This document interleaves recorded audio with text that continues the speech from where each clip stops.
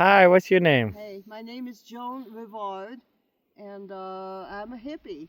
I'm what's left. I'm one of what's left of the hippies, and I'm here to portray and display and publicize what that is. The peace movement, the movement for kindness and openness and honesty and lots of good stuff. And I think it's wonderful, and I write books about it. And here's one of my books. It's about the young people that live on Haight Street in San Francisco, Haight and Ashbury, where a lot of it all began. I'm starting off from there because I moved to San Francisco for that reason, because I felt that as the biggest peace movement the world has ever seen, and at the most crucial time there's ever been, as far as fighting the machines and the chemicals and the wars and all the horrible injustice, it's a very important thing to keep that going and to show it to the world.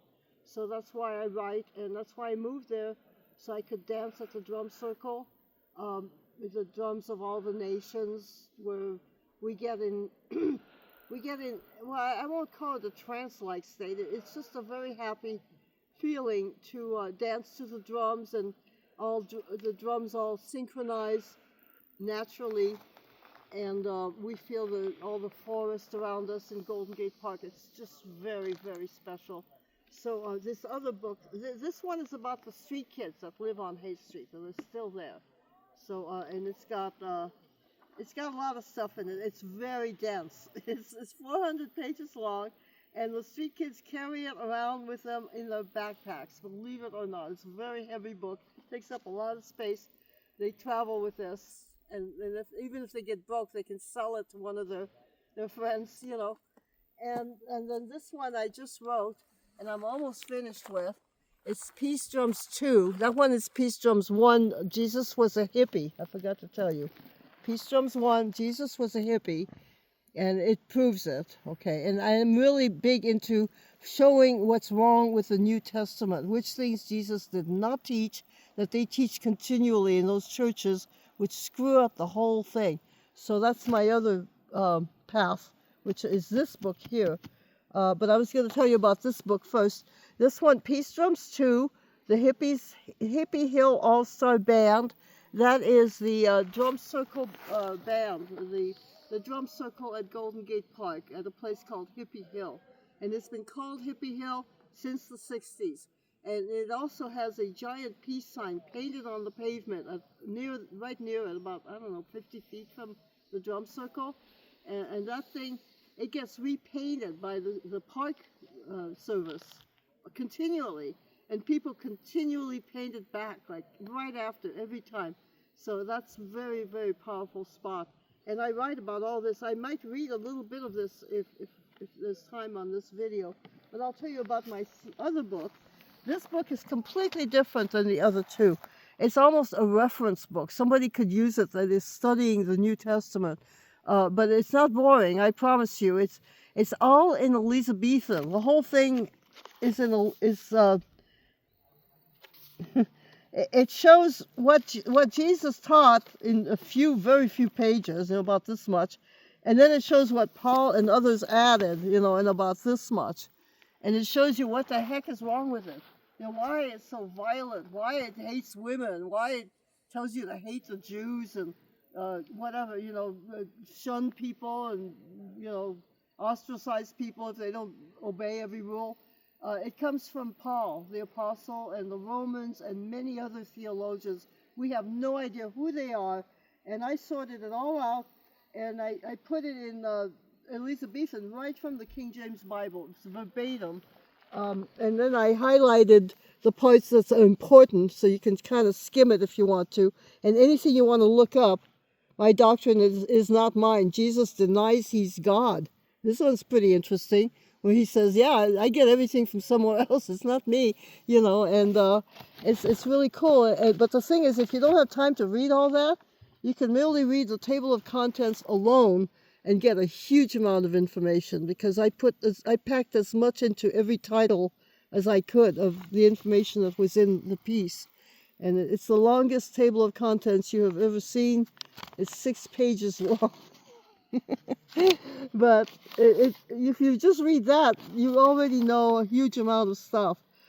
Relax, you are now leaving Paul's doctrines. Like there's a warning when you start to look at Paul's doctrines. Warning, you are now entering Paul's doctrines.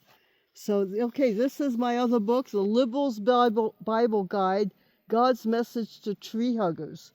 And God's message to tree huggers is that they are wonderful and they are beautiful, and so are most people, almost everybody. So, that's what we're working on. I could read a little bit of Peace Drums too, if there's time. Yeah, we got plenty of time. Okay. I did pick out a couple earlier. It's always hard to figure out which things to read. Oh, here they are. Drum circle high, straight. Bring this one. Well,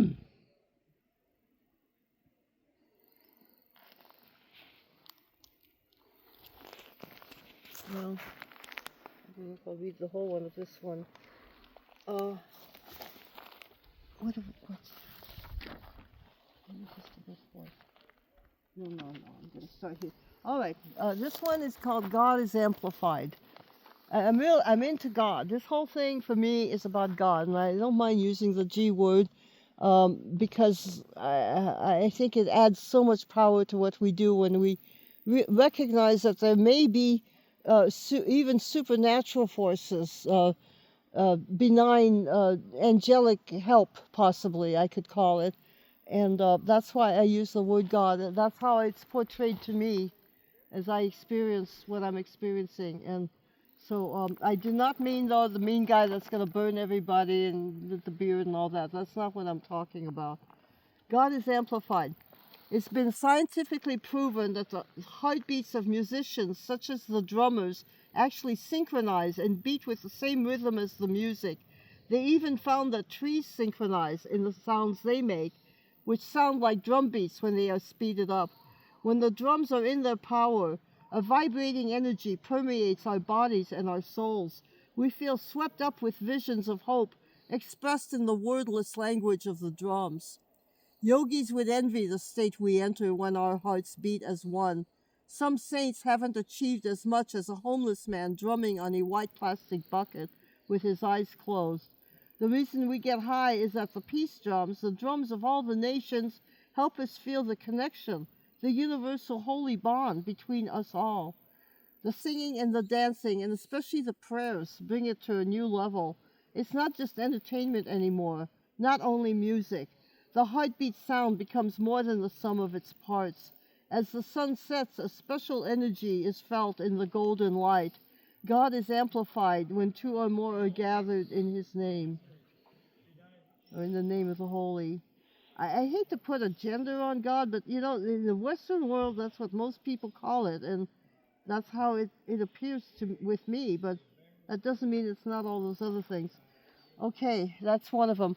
Go in front of me, please. And what was I going to say about that? The drummers.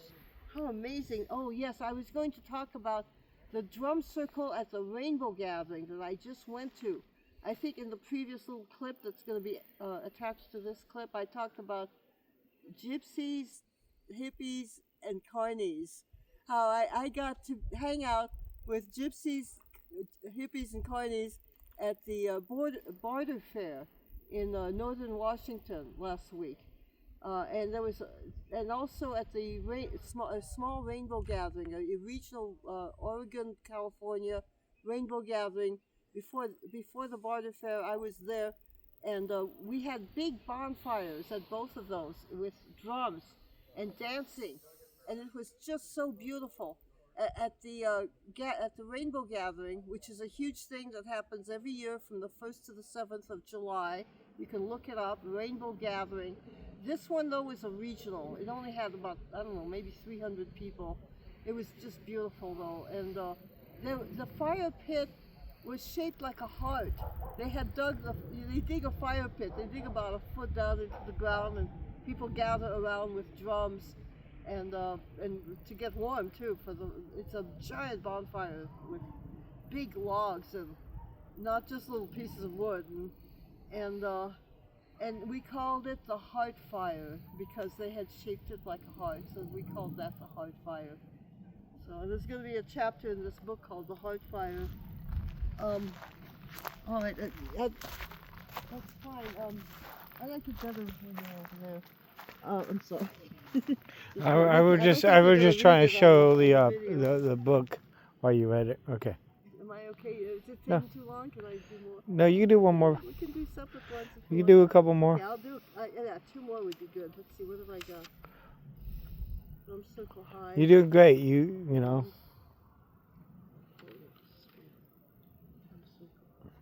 Oh yeah, I'll read that.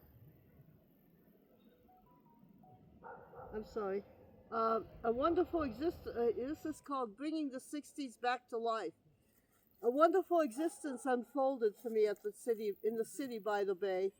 I became a fixture at the drum circle every Saturday and Sunday. So much that drummers complained when I was late. I picked one that's about the only one that's about me in the whole thing, almost. Anyway, yeah. This is what I do. All right, you guys might as well see what I do out on Haight Street. I can show you right now. I became a fixture at the drum circle.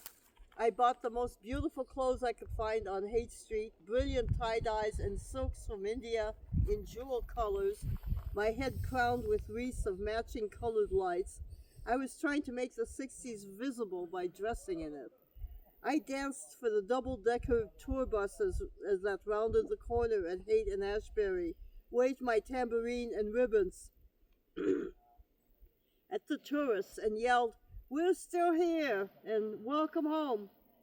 I also danced in front of Love on Haight and the Psychedelic Museum or wherever they had music. The street kids would turn up the music on their players for me, or street musicians would choose spirited songs with a good heartbeat I could dance to. Sometimes I would spontaneously invade a crowded bar if I liked the music.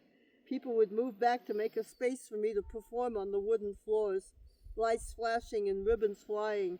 To sounds of cheers, I would leave as abruptly as I'd arrived. I was becoming a tourist icon, which is exactly what I wanted. I felt that I had something important to say about peace and the 60s. I was trying to bring the 60s back to life. At the time, there were about 100 brightly dressed hippies who came from all over the country to camp on historic Haight Street and in Golden Gate Park. It was a kind of pilgrimage, a lot of it by young people who lamented that they'd been born too late. They showed up here with hopeful dreams and visions, which they discussed excitedly on every corner, and also where they gathered next to the pond in the park. At the pond, there were logs along the walkway you could sit on, worn smooth from the long-haired pilgrims who sat on them for so many years discussing how to fix the world. I interviewed them for a book I published called Peace Drums, Jesus Was a Hippie, which is this book right here. They're in here. They're in here. That's what they love about it. Some of these friends of theirs have died already, you know, and that's why they love this book. They're in there. Their pictures are in there, and their name is listed in the back, so, and their dog's name, too. Their dog's names are listed, and what their dog wore. I interviewed them for a book I published called Peace Drums, Jesus Was a Hippie. The old and young hippies, the shopkeepers, and the street kids who rode trains with their dogs all had wonderful things to say. I wrote their stories in a way that would make them look good to the world, unlike the way hippies and street kids are portrayed in the media. I'm proud that they called me family. So that's that one. So this whole book is full of that, just, you know, how high we get, how wonderful it feels. Here's one, oh, I like this line. It felt like the whole power of the people, you still there. It felt like the whole power of the people, the heartbeat of life were in the drums. This primal music stirred our hearts. It permeated all that surrounded it like a magical vibration, from the tall trees at the rims of the meadow to the giant peace sign and the drum circle at the bottom of Hippy Hill. The whole scene seemed to enter into another dimension. Some would call it the kingdom of heaven. When the drums ended, Mark, who has very long hair and a goatee, said, "That was great. That'll fix me for the rest of the week." Sometimes he likes to sit on the sidelines and watch the faces of people seeing the drum circle for the first time. He described to me the intensity of their feelings, how they look like excited children. He said, "I like to see the look in their eyes when they realize they're home." There was so much love in the way he talked about these people. Another drummer named Dallas patted his hand on his heart and said, "I really felt that in the Fucking heart." For my more conservative listeners, I refrained from saying the F word, but that's what he said in the F heart. He said that my brilliant red, orange, purple, and turquoise tie-dyed dress matched the sunset. The drums were in their power, like a mighty machine with pistons and gears working to fix the world. A black man named Stefan always closes his eyes while drumming, as if touching the sublime. He wears some of the most gorgeous tie-dyes I've ever seen. It made me really high when he was chanting, "Let go, let God, let go, let God, let go, let God," to the drums. Melissa noticed that the birds were dancing to the drums in their flight patterns above our heads. I could have gotten a ride home, but my ride needed to leave early. The sun was going down, bathing the scene in ethereal light. The drums were in the zone and making beautiful music. I couldn't tear myself away. I chose instead to take 3 buses and walk about half a mile to get home in a cold wind and threatening rain. It was worth it. It was worth it. So there you are. That's some of what I do. I'm hoping to do a lot more and share a lot more on the videos. My books are on Amazon. You can buy them on Amazon.com. Make sure and put the name of the book and my name. Sometimes It will be both in the link in the description. Yeah, I've got a friend who's going to help me with some of the technical stuff. He's filming me right now. I really am grateful. And all these wonderful people. I'm here at this camp, this house of these people. There's about a dozen people here. We just all got in from 2 events, the gathering and this barter fair and other stuff they went to. And so we're all trying to clean up and try to get organized. And then me and a friend of mine are going to a powwow where there's going to be a sun dance, or an actual sun dance, where they put skewers under their muscles in their chest and they dance around with a long thong tied to a pole. And they dance for 4 days until it rips the muscle, it breaks it, and then they don't have to dance anymore. So I guess that's where I'm going. It must be something to see. Once in a lifetime opportunity, probably. So as tired as I am of sleeping on hard surfaces and not being able to find my stuff and not being able to write, you know, I'm gonna go and see what it is. Well, thank you so much for sharing. I'm glad I have an opportunity to share your story. And if you want to have the opportunity to share your story, all you guys have to do is hit the share and subscribe and like the button, all the little things that people do. And thank you so much for you telling your little bit about your words. Are you ready to say goodbye? Oh yes, well bye you guys, and I love you. I don't know who you are, but you know, it's easy to love people. People are lovable. That's the big secret those big shots don't want us to know. You know, it's easy to love each other. We can't help it.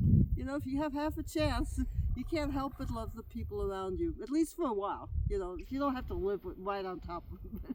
Even if you do, you know, people are wonderful, and you are wonderful, and God bless you. G-O-D. I'll use the G word. I hope God blesses you. And I'm not talking about big shot that controls everything. I just mean, I want a life infusion for all of you. An infusion of life, a life force, a love force. So thank you.